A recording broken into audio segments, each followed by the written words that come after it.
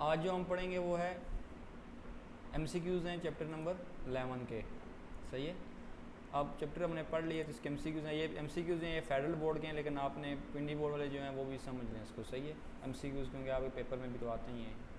तो सबसे नज़र आ रहा है आप सबको, ये मैंने पिक्चर लेके यहाँ पर बनाया है, नज़र आ रहा है सबको ये वाला अंदर। ये आपके पास थोड़ा सा मैं चलो जूम कर लेता हूँ। ये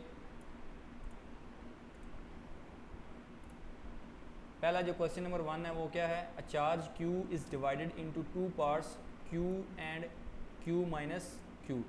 क्वेश्चन ये कह रहा है कि हमारे पास एक चार्ज है जिसकी वैल्यू है Q। सही है, एक चार्ज है जिसकी वैल्यू है Q। इसको हमने दो हिस्सों में डिवाइड कर दिया है, मतलब कि इसको हमने दो पार्ट्स में डिवाइड किया है, और इसका जो एक पार्ट है वो है Q और दूसरा पार्ट फिर क्या होगा, Q माइनस Q होगा ना वो। सही है, अगर एक पार्ट Q है तो दूसरा फिर Q माइनस Q होगा। तो अब मैंने इस Q को हमने दो पार्ट्स में डिवाइड कर दिए, एक Q है दूसरा Q माइनस Q है। तो अब हमारे पास कितने चार्ज हो गए, दो चार्ज हो गए, एक Q है दूसरा Q माइनस Q है। फिर आगे कह रहा है and separated by a distance R, इनके दरमियान में जो डिस्टेंस है वो कितना है, वो R है। The force of repulsion between them will be maximum, वो कह रहा है the force of attraction between them will be maximum का मतलब ये है कि इनके दरमियान में जो फोर्स ऑफ रिपल्शन होगी वो मैक्सिमम होगी। कब होगी मैक्सिमम, हमने ये बताना है, मैक्सिमम व्हेन।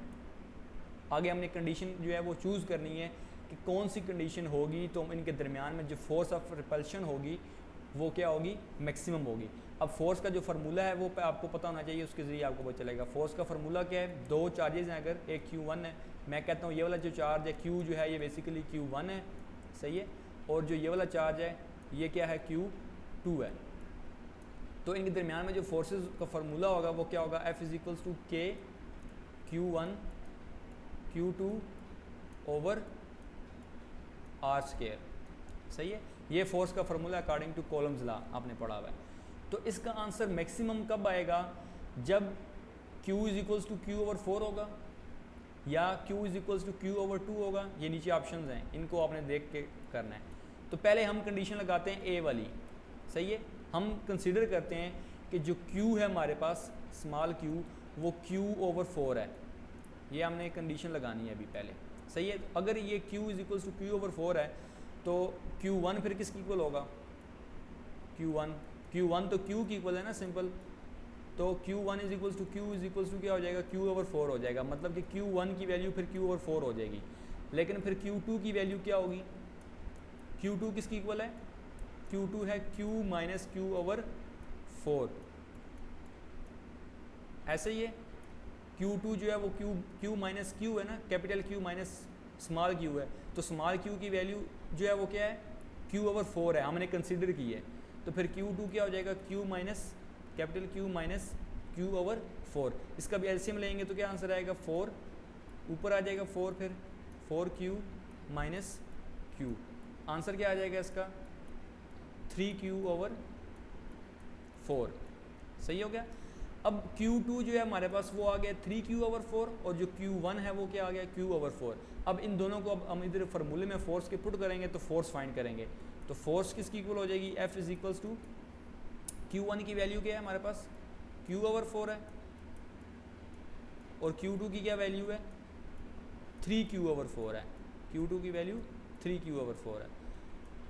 इन दोनों को डिवाइड किसके साथ हमने करना है, डिवाइडेड बाय R स्क्वायर, और साथ में यहाँ पर K मल्टीप्लाई भी हो रहा होगा। सही है, तो अब इसको थोड़ा सा अगर आप सॉल्व करें तो क्या आंसर आएगा F का, K 3Q square over 16 divided by R square. ऐसे ही है, समझ लगी यहाँ तक आपको। अच्छा, अब ये जो R स्क्वायर है ऊपर जाके तो नीचे आ जाएगा, इधर साथ इधर आ जाएगा, R स्क्वायर 16 के साथ आ जाएगा, इसको मैं उधर ले गया हूँ। तो अब हमारे पास जो फोर्स का आंसर आया है वो बेसिकली ये आया है, K is equal to 3Q square over 16, ये आंसर आया है। सही है, अब हमें नहीं पता कि ये मैक्सिमम है या मिनिमम है। अब हम अगली कंडीशन के लिए भी फाइंड करेंगे, फिर हमें पता चलेगा कि ये मैक्सिमम है या नहीं है। तो अगली कंडीशन क्या है, Q इज इक्वल टू क्या होना चाहिए, Q ओवर 2 होना चाहिए। पहली कंडीशन थी Q ओवर 4, अब Q is equal to Q over 2। तो फिर Q1 क्या होगा, अब जो कंडीशन है उसके लिए Q1 हो जाएगा हमारे पास Q/2, क्योंकि Q1 बेसिकली Q की इक्वल है ना, तो जब Q/2 होगा तो फिर Q1 क्या हो जाएगा, Q/2 हो जाएगा। इसी तरह से Q2 जो है वो किसकी इक्वल है, वो है Q1 sorry Q capital Q है माइनस Q है Q2, तो अब Q2 सॉरी कैपिटल Q है माइनस Q की वैल्यू क्या है, Q/2 है, अगर हमने कंसीडर ये की हुई है। तो अब इसका आंसर क्या आएगा मुझे बताओ, इसका एलसीएम लेके जो आंसर आएगा वो आएगा Q/2, क्योंकि Q में से जब Q/2 माइनस करेंगे तो आंसर क्या आ जाएगा, Q/2 आ जाएगा, आप खुद कर सकते हैं।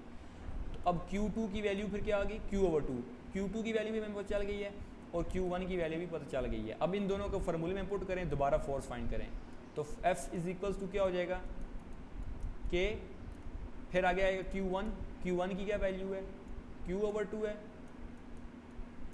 मल्टीप्लाई बाय Q2 की क्या वैल्यू है, वो भी Q/2 है,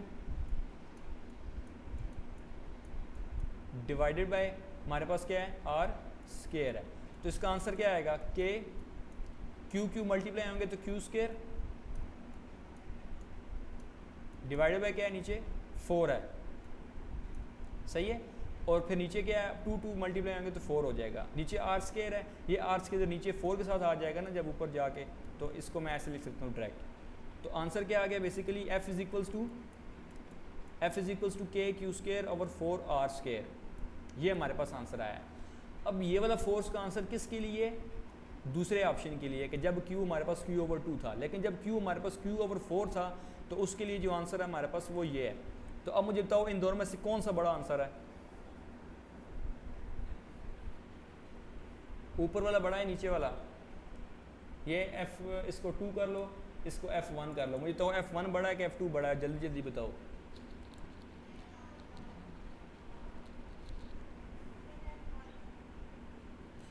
अच्छा, इन दोनों फार्मूलों के अंदर हमारे पास जो सेम चीज़ है वो ये है, ऐसे ही है, ये चीज़ सेम है ना, K Q²/R² सब में है, डिफरेंट क्या चीज़ है, F2 के अंदर 1/4 फालतू है हमारे पास, और F1 के अंदर जो फालतू चीज़ है वो हमारे पास क्या है, 3/16 है, ऐसे ही है। तो इसका मतलब है कि इन अंदर जो डिफरेंस है वो सिर्फ इन दो की वजह से, हमें इन दोनों की वजह से पता चलेगा कि F1 बड़ा है या F2 बड़ा है, ऐसे ही है ना। तो मुझे बताओ ये चीज़, ये वैल्यू बड़ी है, ये वाली वैल्यू बड़ी है,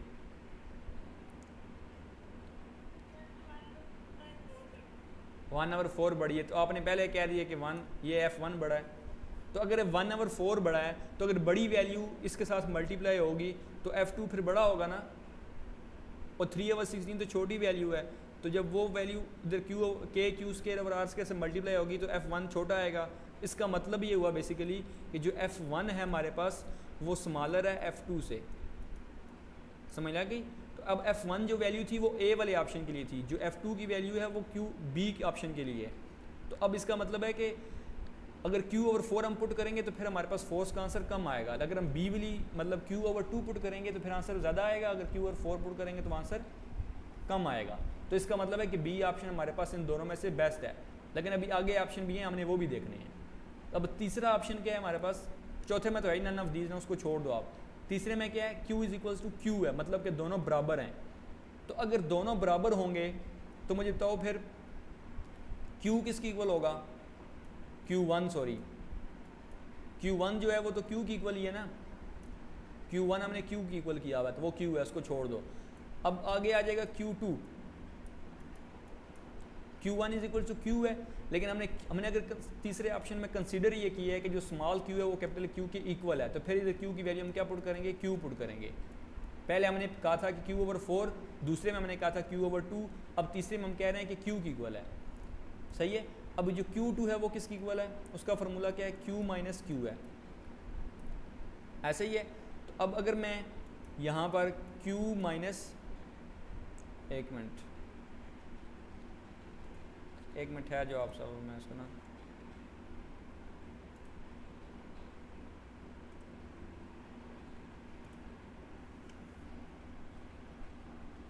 अब जो हमारे पास ये तीसरा ऑप्शन है इसके लिए Q1 जो होगा वो हमारे पास क्या होगा, Q की इक्वल है, और वो कैपिटल Q की इक्वल है। लेकिन जो Q2 है वो हमारे पास किसकी इक्वल है, Q माइनस Q की इक्वल है। लेकिन अगर हमारे पास ये स्मॉल q भी कैपिटल Q के इक्वल होगा तो फिर Q2 की वैल्यू क्या होगी, ज़ीरो होगी ना, Q माइनस Q ज़ीरो हो जाएगा। तो फिर मुझे बताओ फोर्स की वैल्यू क्या आएगी, ज़ीरो नहीं आएगी, क्योंकि Q2 ज़ीरो हो जाएगा तो फोर्स का आंसर भी क्या हो जाएगा, ज़ीरो। तो फिर ये ज़्यादा होगी कम होगी, ये तो सबसे कम नहीं है। तो अब फिर मुझे बताओ इन तीनों ऑप्शन में से सबसे ज़्यादा आंसर किसके लिए आया है, इसका मतलब है कि बी ऑप्शन के लिए सबसे ज़्यादा आंसर है। तो इसका मतलब है कि जब Q की वैल्यू Q/2 की इक्वल होगी तब फोर्स मैक्सिमम होगी। समझ लगी है। अब हमारे पास जो दूसरा ऑप्शन है वो क्या है, जो दूसरा क्वेश्चन है, some charge is being given to a conductor then its potential. अब एक कंडक्टर है हमारे पास, एक कंडक्टर आप समझ लो, सही है, रॉड है एक, इसको अगर हमने चार्ज दे दिया कुछ, उसको हमने चार्ज दिया, उसकी मैग्नीट्यूड है Q, तो अगर हम इसको चार्ज दिए Q, तो पूछ रहा है वो ये है कि उसका पोटेंशियल फिर क्या होगा, देन इट्स पोटेंशियल, मतलब कि उसका जो पोटेंशियल होगा V वो क्या होगा, वो आगे नीचे ऑप्शन दिए हुए हैं। इज़ मैक्सिमम एट सरफेस, मतलब कि उसके सरफेस के ऊपर V मैक्सिमम होगा। दूसरा ऑप्शन है कि उसके सेंटर पे मैक्सिमम होगा। तीसरा ऑप्शन है is remain same through out the conductor, कि वो पूरे कंडक्टर में पोटेंशियल V की वैल्यू सेम होगी। फिर चौथा है is maximum somewhere between surface and centre, वो कह रहा है कि सरफेस और सेंटर के दरमियान में कहीं पर मैक्सिमम होगी। तो मुझे बताओ कौन सा ऑप्शन चारों में से सही है, सी ऑप्शन है। क्यों है, क्योंकि जब हम इसको अगर चार्ज दे देंगे ना, हम इसको फॉर एग्जाम्पल चार्ज दिया है Q, अब इसकी वैल्यू जितनी भी है, 2 कॉलम है, 3 कॉलम है, जितनी भी वैल्यू है इसकी चार्ज की, सही है, तो वो जो चार्ज होगा वो इस रॉड पे यूनिफॉर्म डिस्ट्रीब्यूट होगा। क्या होगा, यूनिफॉर्मली डिस्ट्रीब्यूट होगा। वो सिर्फ ये तो नहीं है ना कि चार्ज आपका जाएगा तो इधर रह जाएगा, आगे नहीं जाएगा। जब आपका बॉडी के ऊपर चार्ज करते हैं तो उसकी पूरी बॉडी की ओर यूनिफॉर्मली चार्ज क्या हो जाता है, डिस्ट्रीब्यूट हो जाता है। तो जब इसकी पूरी बॉडी के ऊपर जो चार्ज होगा वो यूनिफॉर्म होगा, यूनिफॉर्मली डिस्ट्रीब्यूट हुआ होगा, तो जब चार्ज हर जगह पर सेम होगा, यूनिफॉर्म होगा, तो वहाँ पर फिर V की वैल्यू भी क्या होगी, सेम होगी। तो इसका मतलब है कि पूरे कंडक्टर के ऊपर जो V की वैल्यू होगी वो सेम होगी, यूनिफॉर्म होगी। तो इसमें आपके पास सी ऑप्शन है, सही है, करेक्ट जो है। फिर आपके पास तीसरा ऑप्शन आता है, तीसरा question, sorry, electric potential of earth is taken to be zero because the earth is good semiconductor, conductor, insulator, dielectric. क्या ऑप्शन आएगा इसमें, वो कह रहा है कि जो अर्थ है उसका इलेक्ट्रिक पोटेंशियल हम जीरो लेते हैं, हम अर्थ का इलेक्ट्रिक पोटेंशियल हमेशा जीरो लेते हैं ना, तो कंडक्टर है। अब क्यों हम कंडक्टर कहते हैं और क्यों उसका हम इलेक्ट्रिक पोटेंशियल जीरो लेते हैं, क्योंकि अर्थ आपका बहुत बड़ी बॉडी है, ऐसे ही है ना। अब इससे ज़्यादा बड़ी बॉडी तो कोई नहीं है ना हमारे पास अर्थ के ऊपर। अब मुझे बताओ अर्थ के ऊपर कोई और ऐसी बॉडी है जो अर्थ से बड़ी हो, अर्थ उन सब से बहुत बड़ा है ना। अगर कोई भी चीज़ है, मतलब बहुत बड़ी भी चीज़ अगर आप ज़मीन के ऊपर ले आएंगे ना, तो उसके मुकाबले में वो अर्थ के मुकाबले में कुछ भी नहीं है फिर भी, क्योंकि अर्थ उससे फिर भी बहुत बड़ा होगा। तो अगर एक बहुत बड़ी बॉडी है ना, तो वो चार्ज बहुत ज़्यादा स्टोर कर सकती है, समझ लगी है। तो आपको अगर पता हो तो चार्ज हमेशा हायर पोटेंशियल से, हायर पॉजिटिव को डिनोट करते हैं और नेगेटिव लोअर से डिनोट होता है। हायर पोटेंशियल से लोअर पोटेंशियल की तरफ आपका चार्ज हमेशा मूव करता है, ऐसे ही है। अगर हायर से लोअर की तरफ मूव करता है, लोअर का मतलब होता है कि वहाँ पर पोटेंशियल की वैल्यू बहुत कम है, और हायर का मतलब है कि वहाँ पर पोटेंशियल बहुत ज़्यादा है। अब अर्थ चूँकि जितना भी चार्ज उसको देंगे ना आप, हम उसको अर्थ को जितना भी हम चार्ज देंगे वो ऑब्जॉर्व कर लेगा। क्यों, क्योंकि उसकी बहुत बड़ी बॉडी है, सही है। तो अगर उसकी बॉडी बहुत बड़ी है, जितना ज़्यादा चार्ज वो ऑब्जॉर्व कर लेगा, तो इसका मतलब है कि वो चार्ज जितना ज़्यादा हम देंगे उसको उतना ही चार्ज ऑब्जॉर्व कर लेता है। तो इसका मतलब है कि उसका जो पोटेंशियल है वो बहुत कम है, ऐसे ही है ना। जिसका पोटेंशियल बहुत कम होता है वही चार्ज ऑब्जॉर्व कर सकता है ना, जिसका ज़्यादा होता है पोटेंशियल वो तो रिपेल कर देता है चार्ज को। तो इसका मतलब ये है कि फिर उसका हम चार्ज को, हम पोटेंशियल को हम फिर क्या लेते हैं, खुद एग्जाम्पल में कंसीडर करते हैं कि वो ज़ीरो है, क्योंकि वो हर चार्ज को ऑब्जॉर्व कर लेता है, इसलिए हम उसको कहते हैं कि उसका जो पोटेंशियल है वो ज़ीरो है, सही है। फिर चौथा ऑप्शन हमारे पास है, a proton is about 1840 times heavier than electron. ये आपने केमिस्ट्री में भी पढ़ा होगा कि जो प्रोटॉन है वो इलेक्ट्रॉन से 1840 गुना क्या होता है, बड़ा होता है। अब ये भी उसने भी यहाँ पर भी यही लिखा हुआ है। फिर आगे ये कह रहा है when it is accelerated bye potential difference of 1 kilowatt, कि जब हम इसको हम एक्सलरेट किया, उसको हमने क्या कहते हैं, उसको एक्सलरेट करने का मतलब ये है कि उसको हमने मूव कराया है, लेकिन कितने पोटेंशियल डिफरेंस से मूव कराया है, 1 किलो वोल्ट के। मतलब कि जो पोटेंशियल डिफरेंस है डेल्टा वी हमारे पास वो कितना है, 1 किलो वोल्ट है। आगे क्या कह रहा है, इस काइनेटिक एनर्जी विल बी, हमने क्या फाइंड करना है, काइनेटिक एनर्जी फाइंड करना है। तो काइनेटिक एनर्जी का फार्मूला क्या है, काइनेटिक एनर्जी वर्क की इक्वल होगी ना, और वर्क किसकी इक्वल होता है, क्यू डेल्टा वी की इक्वल होता है ना चार्ज की, अगर हमने फाइंड करना है तो क्यू हमारे पास क्या है, क्यू की वैल्यू कितनी है, प्रोटॉन है ना, प्रोटॉन, तो प्रोटॉन का चार्ज किसकी इक्वल होता है, इलेक्ट्रॉन के चार्ज के इक्वल होता है, ये आपने पढ़ा होगा। तो इसका मतलब है कि इसका जो चार्ज होगा वो ई होगा, और उसकी वैल्यू होती है 1.6 क्रॉस 10⁻⁻19 कॉलम, और डेल्टा वी की वैल्यू कितनी दी हुई है उसने हमें, 1 किलो वोल्ट दी हुई है। तो वो दिन हम क्या पुट कर देंगे, 1 किलो वोल्ट पुट कर देंगे। तो ओवरऑल एनर्जी कितनी आ जाएगी फिर हमारे पास, 1 किलो इलेक्ट्रॉन वोल्ट, यही आंसर आएगा ना एनर्जी का। फिर अब मुझे तो ये कौन सा ऑप्शन है, सी ऑप्शन है, सही हो गया। अब हमारे पास आगे क्वेश्चन नंबर 5 है। अब इसमें क्या कह रहा है, a capacitor is charge with a battery and then it is disconnected. अब एक कैपेसिटर है, सही है, उसको हमने बैटरी के साथ क्या किया है, चार्ज किया है, फिर हमने बैटरी उतार दी है, उसको डिसकनेक्ट कर दिया। अब हमारे पास एक सिंगल कैपेसिटर है। फिर अब हमने क्या किया है, a slab of dielectric is now inserted between the plates. हमने एक डाई इलेक्ट्रिक लेकर आए हैं, ये हमारे पास कैपेसिटर है, उसकी प्लेट्स हैं ये फॉर एग्जांपल, सही है। अब इसके ऊपर चार्ज आ गया, यहाँ पर पॉजिटिव चार्ज है, यहाँ पर नेगेटिव है, चार्ज कर लिया उसको हमने बैटरी के साथ। फिर हमने एक चार्ज करने के बाद हमने क्या किया है कि इसके दरमियान में हमने एक डाई इलेक्ट्रिक रख दी है, इसके दरमियान में हमने क्या किया है, डाई इलेक्ट्रिक रख दी है।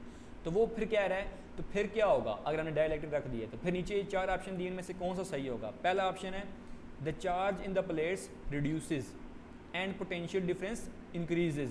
पहला ऑप्शन ये है कि जो चार्ज होगा प्लेट्स पे वो कम हो जाएगा, और जो पोटेंशियल डिफरेंस होगा वो क्या हो जाएगा, ज़्यादा हो जाएगा। दूसरा option, potential difference between the plates increases, potential difference increase होगा। स्टोर्ड एनर्जी डिक्रीजेज, जो एनर्जी होगी इनके दरमियान में, जो हमने पता है कि कैपेसिटर के अंदर एनर्जी स्टोर होती है, वो भी हमने टॉपिक पढ़ लिया है। तो वो कह रहा है कि जो एनर्जी है वो डिक्रीज़ हो जाएगी, पोटेंशियल डिफरेंस इंक्रीज़ हो जाएगा, और चार्ज रिमेन्स द सेम। आगे तीसरे पॉइंट में कह रहा है कि charge remains the same, charge जो है वो चेंज नहीं होगा, वो सेम रहेगा। फिर सी ऑप्शन है हमारे पास, potential difference between the plates decreases, potential difference decrease हो जाएगा। स्टोर एनर्जी जो होगी वो क्या हो जाएगी, वो भी डिक्रीज हो जाएगी, और चार्ज क्या हो जाएगा, सेम होगा। फिर चौथा है कि पोटेंशियल डिफरेंस जो है वो डिक्रीज हो जाएगा, एनर्जी भी डिक्रीज हो जाएगी, और चार्ज जो है वो भी क्या हो जाएगा, रिमेन्स अनचेंज लिखा हुआ है। ये तो दोनों ऑप्शन सेम ही है। फिर ये हमारे पास सी और डी दोनों ऑप्शन सेम ही है, उसने वैसे ही लिख दिया है, सिर्फ वर्ड चेंज है, वहाँ पर रिमेन्स द सेम है, यहाँ पर रिमेन्स अनचेंज लिख के, मतलब दोनों का एक ही है। अच्छा बताओ इनमें से फिर कौन सा सही है।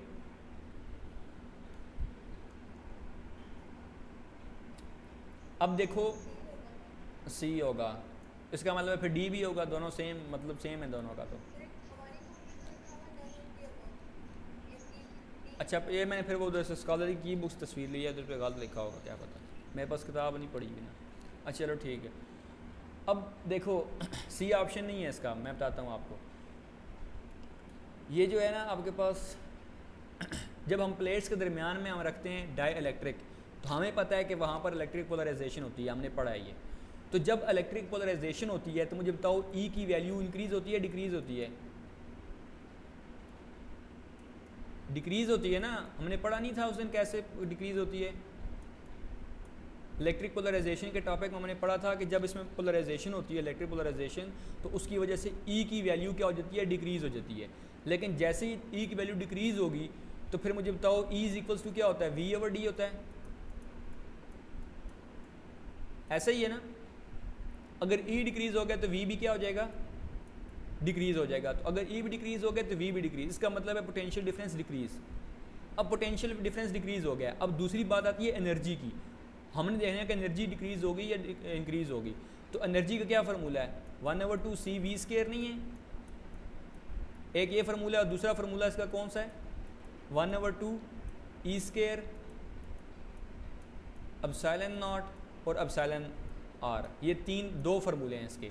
अब इन दोनों फार्मूले में वो वोल्टेज और इलेक्ट्रिक फील्ड इंटेंसिटी पे डिपेंड करता है। तो हमें पता है कि ई भी डिक्रीज़ हो गई है और वी भी डिक्रीज़ हो गया है। तो इसका मतलब अगर इधर देखो वी अगर डिक्रीज़ हो गया है तो एनर्जी डिक्रीज़, अगर ई डिक्रीज़ एनर्जी भी डिक्रीज़। तो इसका मतलब है कि डाई इलेक्ट्रिक के प्लेस करने की वजह से वी भी डिक्रीज़ हो गया, मतलब कि पोटेंशियल डिफरेंस भी डिक्रीज़ हो गया, और इलेक्ट्रिक फील्ड इंटेंसिटी भी डिक्रीज़ हो गई है।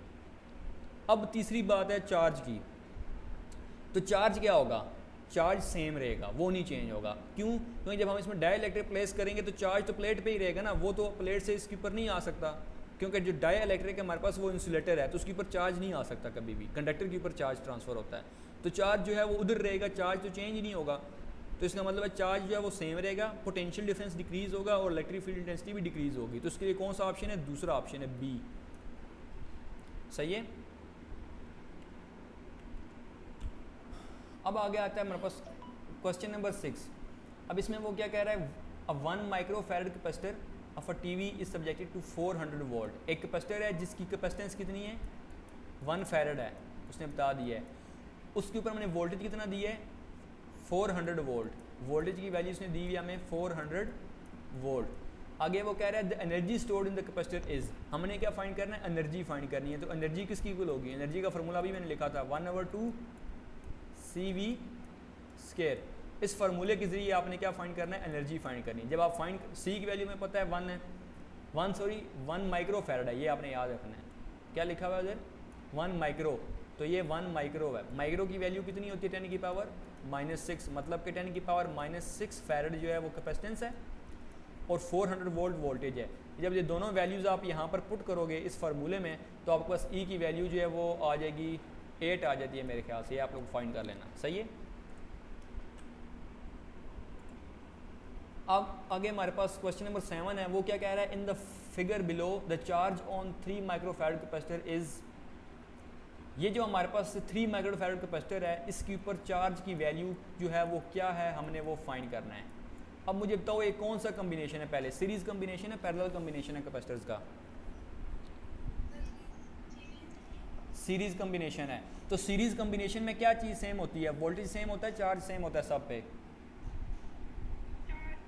चार्ज सेम होता है ना। सीरीज कम्बिनेशन में Q1 जो होता है वो Q2 की इक्वल होता है और Q3 की इक्वल होता है, और वो सारे किसकी इक्वल होते हैं, बेसिकली Q की इक्वल होते हैं। Q कौन सा चार्ज होता है, जो टोटल चार्ज होता है, जो बैटरी की वजह से यहाँ से टोटल चार्ज आ रहा है Q, उसको हम कहते हैं Q। सही है। वो किन की इक्वल होता है, Q1 Q2 Q3 के इक्वल होता है। तो इसका मतलब है चार्ज तो सेम है, तो हमने टोटल चार्ज फाइंड करना है। जो हम टोटल चार्ज फाइंड करेंगे वही 3 माइक्रोफैरड कैपेसिटर का जो चार्ज होगा वो वही होगा जो Q होगा। तो हमने मतलब Q फाइंड करना है। तो उस Q के लिए हमें क्या चाहिए, फिर Q जो है वो टोटल चार्ज है, उसके लिए हमें कैपेसिटेंस चाहिए और वोल्टेज चाहिए। टोटल चार्ज के लिए टोटल वोल्टेज 10 वोल्ट है, वो हमें पता है, और टोटल कैपेसिटेंस, और वो आएगी यहाँ पर C इक्विवेलेंट। देखो चार्ज जो है हमारे पास वो किसी एक कैपेसिटर का नहीं है, ये टोटल चार्ज है, और ये सब का वैसे वही है। तो कैपेसिटेंस भी तो टोटल इक्विवेलेंट कैपेसिटेंस यूज़ करनी पड़ेगी ना हमें। तो अब इक्विवेलेंट कैपेसिटेंस आपने फाइंड करनी है इसकी। इसका मैं तरीका आपको बता देता हूँ। इक्विवेलेंट कैपेसिटेंस आपने फाइंड करनी है पहले, वो आपने यहाँ पर पुट करनी है, और वोल्टेज 10 वोल्ट आपके पास, वो आपने पुट करना है, तो Q की वैल्यू फाइंड हो जाएगी। अब इक्विवेलेंट कैपेसिटेंस फाइंड करने का क्या फार्मूला है सीरीज कम्बिनेशन के लिए, ये कौन सा कम्बिनेशन है, सीरीज़ है।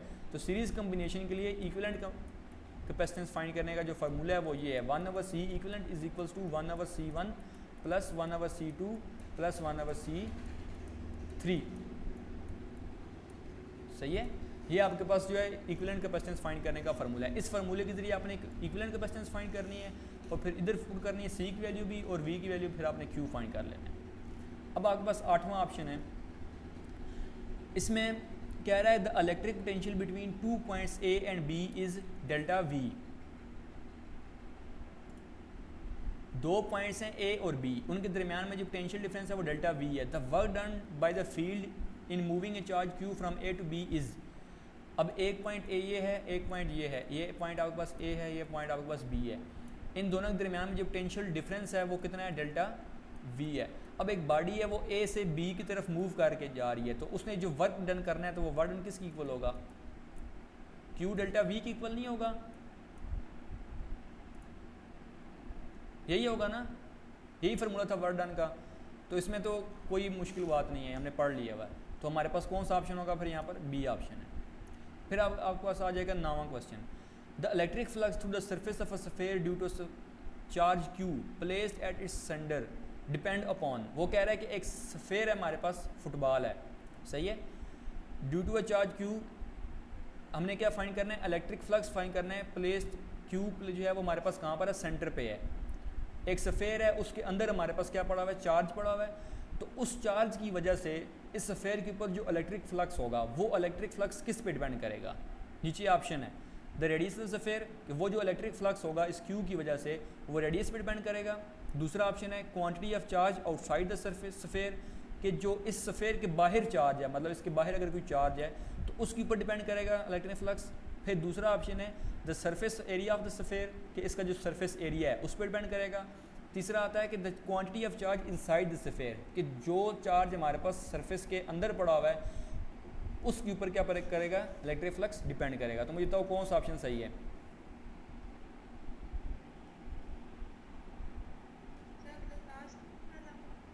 लास्ट वाला सही है, क्योंकि देखो हमने जब गॉसेस लॉ से हमने पहले पढ़ा था तो गॉसेस लॉ ने भी यही कहा था कि जो इलेक्ट्रिक फ्लक्स है वो किसी चीज़ पे डिपेंड नहीं करता बल्कि चार्ज पे डिपेंड करता है। लेकिन कौन सा चार्ज, जो सरफेस के अंदर हो।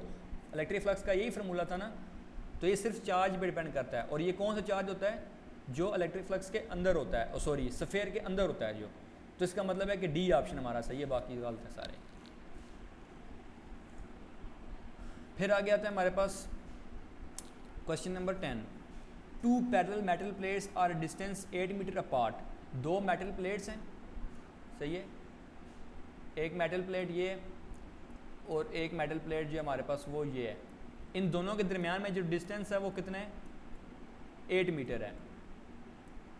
अच्छा, आगे क्या कह रहा है, electric field between the plates is uniform. इनके दरमियान में जो इलेक्ट्रिक फील्ड है वो यूनिफॉर्म। हमें पता है कि पैरेलल प्लेट्स के दरमियान में इलेक्ट्रिक फील्ड क्या होती है, यूनिफॉर्म होती है। फिर आगे क्या कह रहा है, डायरेक्टेड टूवर्ड्स द राइट, कि जो इलेक्ट्रिक फील्ड की डायरेक्शन है वो राइट साइड पे है, मतलब कि लेफ्ट से राइट है। इसका मतलब है कि फिर ये पॉजिटिव प्लेट होगी और ये कौन सी प्लेट होगी, नेगेटिव होगी। फिर आगे कह रहा है has a magnitude of 4 Newton column, कि जो इलेक्ट्रिक फील्ड इंटेंसिटी है हमारे पास E, उसका जो मैग्नीट्यूड है वो कितना है, 4 है। सही है, मतलब कि उसकी जो वैल्यू है वो कितनी है, 4 न्यूटन पर कॉलम है। आगे कह रहा है इफ़ एन आइन ऑफ चार्ज 2 इलेक्ट्रॉन, एक अगर हमारे पास चार्ज है जिसकी वैल्यू है हमारे पास 2 इलेक्ट्रॉन, सही है, अगर उसको हम रिलीज़ कर दें इसमें, मतलब कि वो चार्ज यहाँ पर पड़ा हुआ है लेफ़्ट साइड पे, तो वो इधर मूव करेगा ना, सही है। जब वो इधर मूव करेगा तो उसकी हमने क्या फाइंड करना है, release at rest at the left hand plate. अगर हम उसको लेफ्ट साइड पे छोड़ दें तो वो फिर क्या होगा, what is it's kinetic energy when it reaches the right hand. वो कह रहा है अब अगर ये पॉजिटिव चार्ज है तो उसको ये अट्रैक्ट करेगी तो ये इधर मूव करेगा राइट साइड पे। तो जब वो इधर मूव करके इस वाली प्लेट पे आ जाएगा तो फिर यहाँ पर उसकी जो काइनेटिक एनर्जी होगी वो क्या होगी, हमने वो फाइंड करनी है, सही है। तो काइनेटिक एनर्जी का जो फार्मूला है वो क्या है, Q डेल्टा V है, ऐसे ही है। अब Q हमारे पास किसकी इक्वल है, 2E की इक्वल है। Q जो फार्मूला हमारे पास वो 2E है। फिर हमारे पास आगे आ जाएगा डेल्टा V, ये आप देख लेना, मुझे यहाँ पर नज़र नहीं आ रही है 2E है या 2 कॉलम है, ये देख लेना, सही है। अब आगे डेल्टा V है हमारे पास। डेल्टा V जो है वो हमें पता है, डेल्टा V की वैल्यू में पता है, नहीं पता, लेकिन हम फाइंड तो कर सकते हैं ना। अब देखो E का फार्मूला क्या है, E is equals to delta V over delta R नहीं होता, तो फिर डेल्टा V किसकी इक्वल होगा यहाँ से, E is equal E into delta R। Delta R जो उधर जाके मल्टीप्लाई हो जाएगा, तो फिर ये जो डेल्टा V की वैल्यू है वो हमने यहाँ पर पुट करनी है, E इंटू डेल्टा R। अब देखो E की वैल्यू क्या है, हमने पुट करनी है 1.6 क्रॉस यानी कोई -19, वो वैल्यू में पता है। फिर इधर capital E electric field intensity, इसकी वैल्यू क्या है हमारे पास 4 है, वो भी पता है हमें। डेल्टा R ये डिस्टेंस है और ये दो प्लेट्स के दरमियान में डिस्टेंस है डेल्टा R, इसकी वैल्यू कितनी है 8 मीटर है। ये आप वैल्यूज़ यहाँ पर पुट करो, आपके पास काइनेटिक एनर्जी का आंसर आ जाएगा, सही है। अब उसने यहाँ पर जो काइनेटिक एनर्जी का जो आंसर दिया है वो इलेक्ट्रॉन वोल्ट के अंदर है, मतलब कि इलेक्ट्रॉन की वैल्यू आपने यहाँ पर पुट नहीं करनी, E की वैल्यू नहीं फिर पुट करनी, सही है। तो सिंपल इसका आंसर फिर क्या आ जाएगा, 2 इंटू कैपिटल E की वैल्यू क्या है 4 है, मल्टीप्लाई बाय डिस्टेंस कितना है आपके पास 8 है, और साथ में इलेक्ट्रॉन आ जाएगा और वोल्ट आ जाएगा। इलेक्ट्रॉन की मैंने वैल्यू भी नहीं पुट की, अगर उसकी वैल्यू पुट करूँगा तो सिर्फ आंसर वोल्ट में आएगा, सॉरी वोल्ट में नहीं आएगा, उसमें जॉल में आएगा। अब इसको मल्टीप्लाई करो तो आंसर क्या आएगा, 2 मल्टीप्लाई बाय 4 मल्टीप्लाई बाय 8 कितना आंसर आता है 64 इलेक्ट्रॉन वोल्ट। तो ये कौन सा ऑप्शन है आपके पास, बी ऑप्शन है। समझ लगी इसकी।